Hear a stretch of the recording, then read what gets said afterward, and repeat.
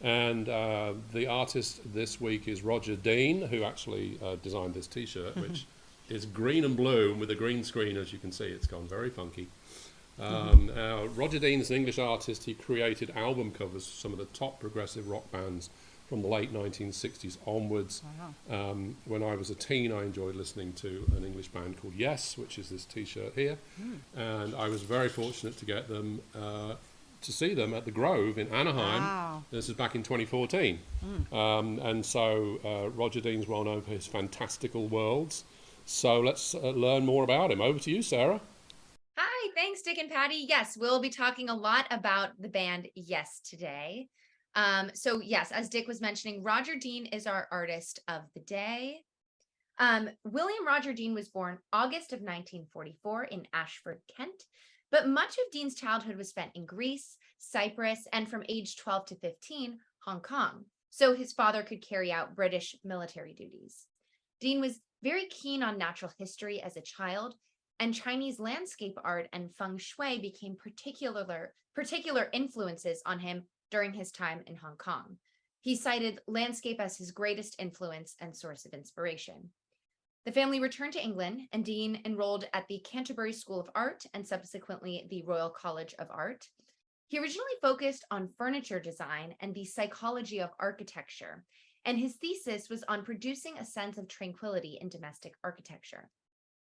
In 1968, he was on a furniture design project at a jazz club in London, and he was also asked to design an album cover by the club owner. Dean realized that he earned more money from the album's cover than he had done with architecture-related work, and realized that covers took much less effort. He decided to venture into cover design not purely for the money, but because it could reach a wider audience. And today, we'll look through some of his more notable album covers. Formed in the late 60s by a set of top-flight musicians from across Ghana, Nigeria, and the Caribbean, this London-based outfit melded African music, jazz, rock, R&B, Latin, and pop to great effect. On the left, the eponymous Osibisa in 1971 was illustrated by Dean via these elephant-insect hybrids set in a vivid tundra. Apparently, the band name translates as crisscross rhythms that explode with happiness. And on the right is another elephant cover he did for their 2015 Ultimate Collection compilation.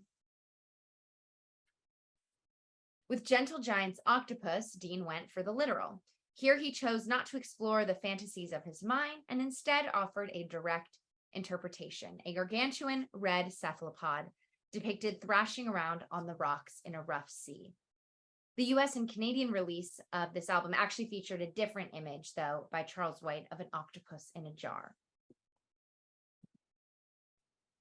Yes's 1973 progressive rock behemoth, Tales from Topographic Oceans, visited the far-flung extremes of the genre, and Dean's stunning sleeve artwork was just as exuberant, with a painting that stretched out over the front and back covers and featured disparate elements, including the Mayan temple at Chichen Itza, the Nazca Lines, and various famous English rock formations, such as Stonehenge. Dean didn't specialize only in album covers. He was the in-house artist of the UK progressive movement, supplying the original logo here for Sir Richard Branson's new music production company, Virgin Records, in 1973. Dean later said of his work for the 1974 Yes album, Relayer, quote, "I was playing with ideas of the ultimate castle, the ultimate wall of a fortified city. That was more of a fantastical idea. I was looking for the kinds of things the Knights Templar would have made, or what you'd see in The Lord of the Rings, the curving, swirling cantilevers right into space." At the dawn of the 80s, giants from Yes, the band, King Crimson, and ELP gathered together to form the supergroup called Asia. Their debut was recorded in 1981 and released a year later in March. It went on to sell over 7 million copies and netted 3 top 10 hits. The album cover here features one of Dean's boldest images, this aquamarine dragon slithering out of the ocean and a silver orb or pearl rising from the waves beside it. Dean had a special relationship with the band Yes, and there were different iterations and phases of the band breaking up and reuniting. And in 1999, they released The Ladder, and the cover featured unique and whimsical geological structures, almost emulating heaven or some far off utopia. Dean became so closely associated with Yes that he's still providing them artwork, including this image for their most recent album, the 2014 live set, Like It Is. This cover features a formation left to interpretation. At first, I saw this plume of smoke, kind of like a mushroom bomb, but then I thought maybe it could be a formation of salt rising from the ocean. But for me, analyzing Dean's work, it's kind of sparks the same sense of creativity as looking for shapes and images in the clouds. And it's not just geological formations. Here, trees take on new forms in Yes's album cover for Progeny. And for this cover, he actually created 8 pieces of artwork for this album and sells them as a set of 8 prints. And you could purchase that for 145 British pounds. Dean's unique fantasy landscapes are very recognizable, and he left his mark not only on the visual art world, but also the music world. A selection of Roger's works are held in various private collections and museums, including the Victoria and Albert Museum in London, as well as the Museum of Applied Arts in Vienna. Thanks, everyone, and have a good rest of the week. His work is literally fantastic. I love them all.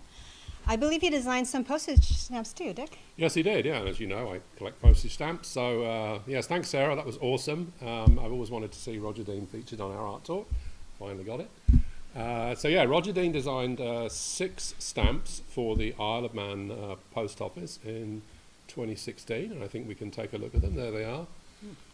So the 45 pence stamp design, which is at the top left, is called Morning Place. And that's an original work by Roger Dean, which was inspired by the Isle of Man's landscape. For those of you that aren't aware where the Isle of Man is, it's a small island in the middle of the Irish Sea between England and Ireland.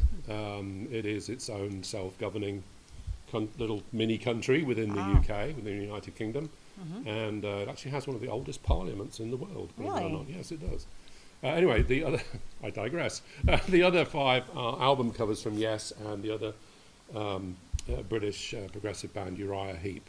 And this was actually featured in an exhibition at the Manx Museum in Douglas, which is the capital of the Isle of Man. Wow, that's amazing.